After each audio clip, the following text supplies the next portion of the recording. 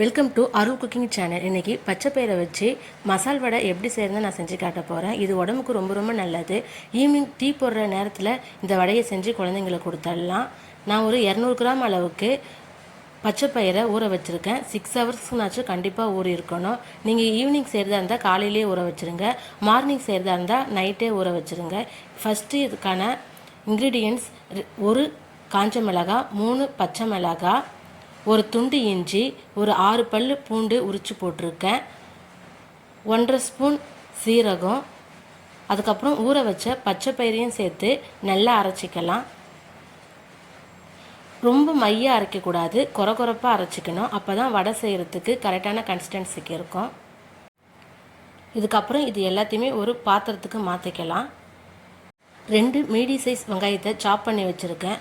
அதையும் இதோட சேர்த்துக்கிட்டு கொஞ்சமாக கொத்தமல்லி, கொஞ்சமாக கருவேப்பிலையை சாப் பண்ணியும் இது சேர்த்துக்குங்க. 1 ஸ்பூன் அரிசி மாவு, 1.5 ஸ்பூன் கடலை மாவு. இது ஆப்ஷனல் தான், உங்களுக்கு வேணான்னா ஸ்கிப் பண்ணிக்கோங்க. இதை சேர்க்கும் போது கொஞ்சம் கிறிஸ்பினஸ் நல்லாயிருக்கும். அதே சம்டைம் வடை செய்கிறதுக்கு நல்லா ஷேப்பாகவும் வரும். அதனால் நான் சேர்த்துருக்கேன்.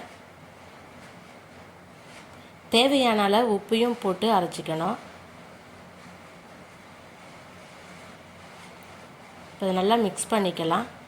பச்சைப்பயிறு அரைக்கும் போது தண்ணி ஊற்றக்கூடாது, மிக்ஸ் பண்ணும் போதும் தண்ணி ஊற்றக்கூடாது. அப்போ தான் கரெக்டான மசால் வடை வரும். நல்லா மிக்ஸ் பண்ணியாச்சு. டீப் ஃப்ரை பண்ணுறதுக்கு தேவையான அளவுக்கு எண்ணெய் ஊற்றி ஸ்டவ் பற்ற வச்சாச்சு. எண்ணெய் நல்லா சூடாகிட்ட அப்புறமா பச்சைப்பயிரை கையில் தட்டி போடுங்க. நெக்ஸ்ட்டு வடை போட்டு நல்லா பொரிக்கும் போது ஸ்டவ் ஹையில் இருக்கக்கூடாது, சிம்மில் தான் இருக்கணும். அப்போ தான் மேலேயும் நல்லா கிறிஸ்பியாக வரும், உள்ளேயும் நல்லா வெந்திருக்கும். ஹையில் இருந்துச்சுன்னா மேலே நல்லா தீஞ்சிடும், உள்ளே வெந்திருக்காது. அதனால் சிம்மில் வச்சு செய்யுங்க. இப்போ நல்லா ப்ரௌனாக வந்துடுச்சு. இந்த ஸ்டேஜில் எடுத்துக்கலாம். இதேமாரி மிச்சம் இருக்கிறதையும் போட்டு எடுத்துக்கலாம்.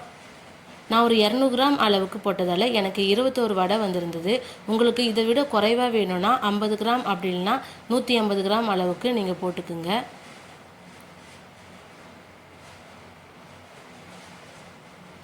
அவ்வளோதான், சூப்பரான வடை ரெடி ஆகிடுச்சு. நீங்களே இதே மாதிரி ட்ரை பண்ணி பாருங்கள். டீயோடு சாப்பிடும் போது டேஸ்ட் சூப்பராக இருந்தது.